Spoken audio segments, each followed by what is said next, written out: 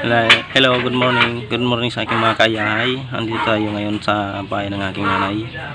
May gagawin ako na pag-asapi ng busing ng sprocket dito sa hulihan ng kanyang tricycle. Hulihan ng kanyang gulong sa tricycle.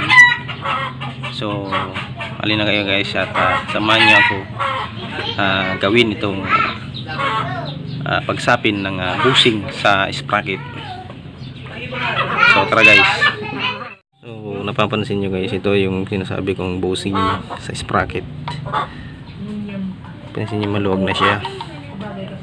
Kailangan sapin na natin yan. Anong gagawin natin sapin? Ito yun. Kukurb natin ito tapos ipapasok natin dyan. Saka natin ipasok yung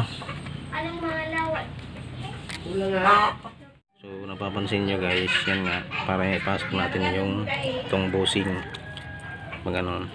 Saka natin pukpukin ng martilyo. Ayan siya guys, ganyan siya, ganyan na itsura ng mga sapin na tinutukoy ko. Saka natin nilalagay ito at pukpukin natin ng martilyo isa-isa hanggang sa magkapasok sila lahat dyan guys. So ayan guys, pag nakumpleto nyo na yan, sensya na kayo sa maingay kasi wala silang ibang magawa. So ayan, sige na guys. So ayan guys, pupukin natin siya daan-daan lang.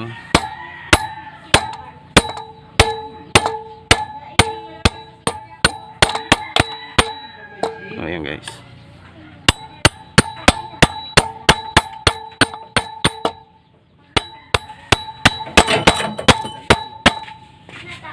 Ayan.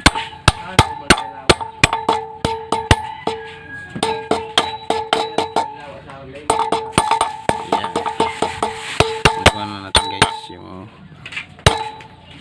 sapin sa busing. Itong busing, dito kinakabit yung sprocket, yung ating circlip.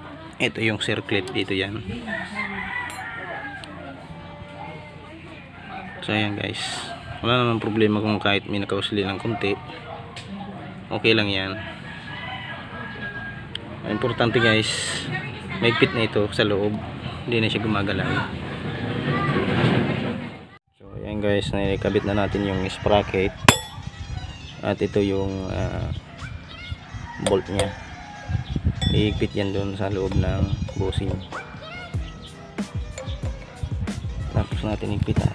Pag-iigpit na, hindi lang dito, kundi magkakabila siya, parang X-type or cross-type, para sa gano'n ang pag-lock nya sabay-sabay.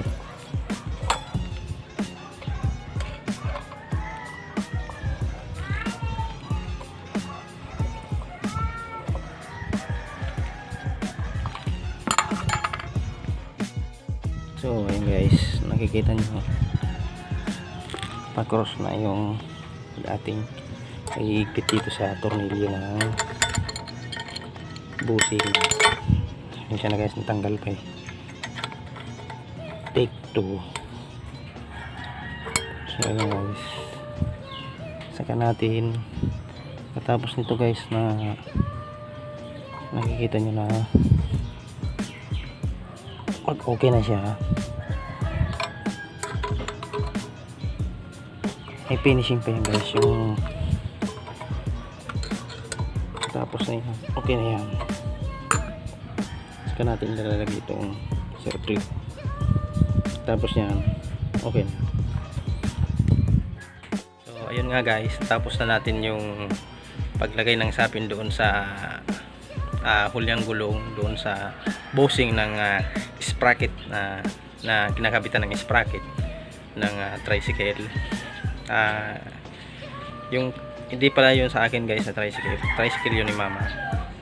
So kung hindi pa po kayo nakapag-subscribe sa akin, mag-subscribe na po kayo at pindutin ang bell notification para updated kayo sa mga susunod kong vlog o susunod na video.